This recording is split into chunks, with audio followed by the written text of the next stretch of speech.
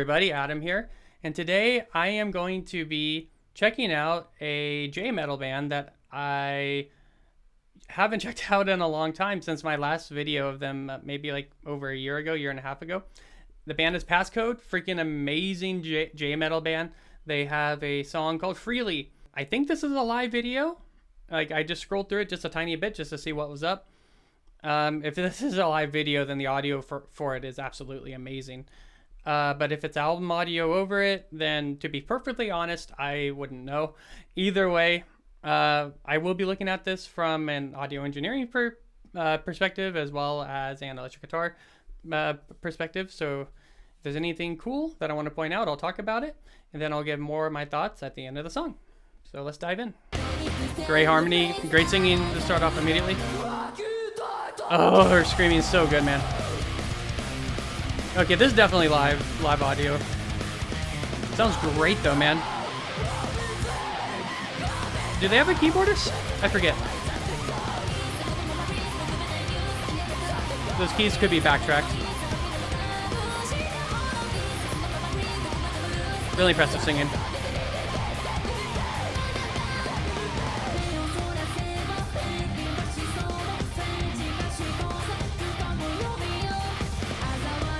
Live auto-tune.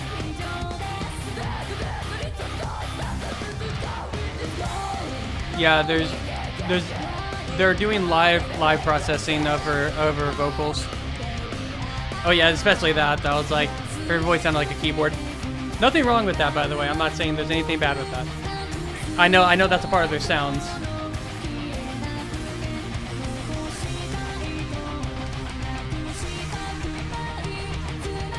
This is mixed so well, man. Ooh! Wasn't expecting this. Their music always takes like so many interesting like twists and turns that I just wouldn't expect from like a normal modern metal band.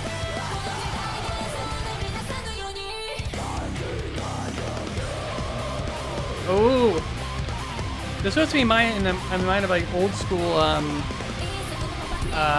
Icy Stars. That's really cool. Like 2010 Icy Stars era. I love dubstep elements in with metal music. That's one of my favorite crossovers.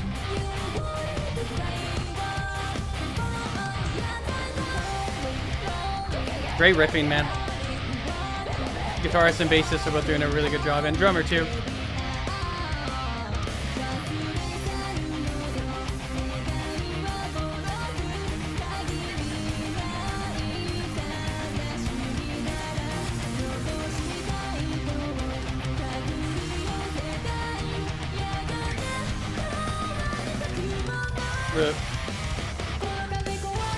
It's really interesting that the chorus is upscaled, but none of the other part of the song is upscaled. They downscale it when they went back into the verse. It's a really good songwriting idea. It makes your chorus pop. I also love the keys during the chorus. This is why I love their music so much. They make so many like interesting choices in their musical decisions, like in their songwriting production or songwriting decisions.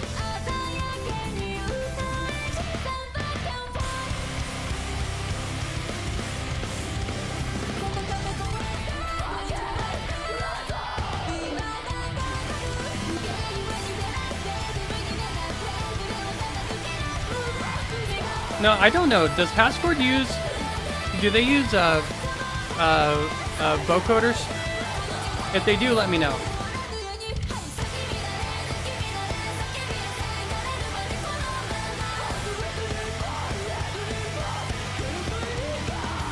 Man, her vocals are...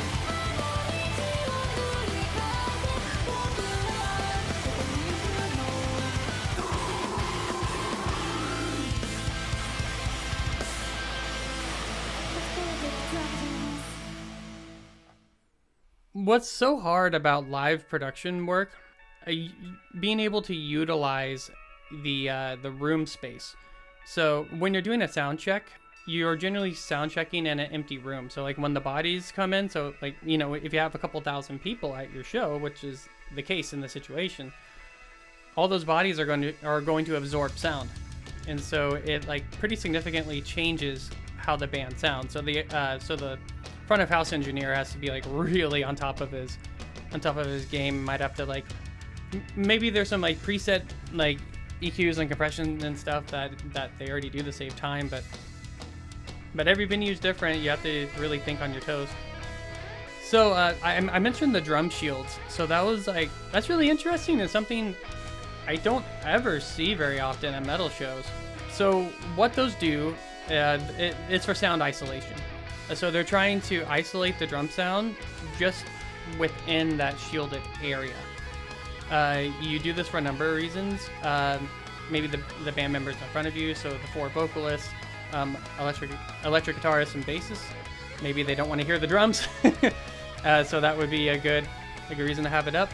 Mostly, if you have a drum shield set up like that, though, it's going to be for isolation from other sounds and from your sounds going out into other places. You have to consider that, like, especially like with the overhead microphones, those can pick up anything that's being shot back at the musicians from their monitors on stage. It's also a very good idea for isolating hi-hat tone, snare tone, tom tones, and kick drum tones. It's cool. It's something you don't see very often. I thought I would point it out. All 4 of the ladies sounded awesome. You have to correct me. Do they use auto-tune or any voice correction live? For me, I mean, like, without a doubt, they had auto-tune on their voices, because some of the runs that they were doing sounded incredibly robotic. They were incredibly staccato, and that's how you can tell that that auto-tune is in play. And I'm not saying that like they can't sing, but like it's obvious that they're using it for effect at their live show. And there's plenty of other artists that do that as well. Like I'm pretty sure like Owl City does it. And if auto-tune is a part of your core sound, then there's no reason why you shouldn't have it live, because that's what your fans want to hear. They want to hear what's on your album. But it is an interesting choice and something that I'm personally not used to when looking at and watching live productions. I gotta say the hi-hat work was very sloshy. Like I don't know if there was like a lot of compression on it. I wish I could see the microphone set up better. It's very possible that the hi-hats didn't have their own dedicated mic and it was just being picked up by the overheads. That could be another reason why they're using the shield. Yeah, all 4 of the women sounded amazing. They were recorded well. The high and low screamer, they're amazing. I gotta say, one of the more underrated parts of this band is actually their electric guitarist. The guy plays an 8-string guitar, I'm 99% sure, or a 7-string at the very least, and he can shred. He can play very, very well, but he takes such a back seat in some of these songs. Like there might be some like riffing that he does like during some heavy sections, and he does do some technical solos sometimes, I know from their other music, but the amount of musical restriction that the guitarist has in this band is really interesting, and to see how he limits himself to make sure that the primary performers, who are the 4 women, obviously that's like why many of the people are there, to make sure that his guitar playing like isn't overpowering everything else. So that's really interesting to me.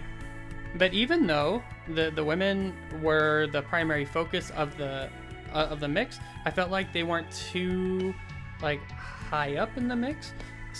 Sometimes when you have like a band like this where you know like the vocalist is the reason why people are there, or the guitarist is the reason why people are there, there's a tendency of pushing the limits of that person from like an audio, from like a level standpoint, to where like it kind of drowns out the rest of the mix. I didn't hear that in this, so it was like really good, really solid, great stuff. Like PassCode, always catchy, unpredictable.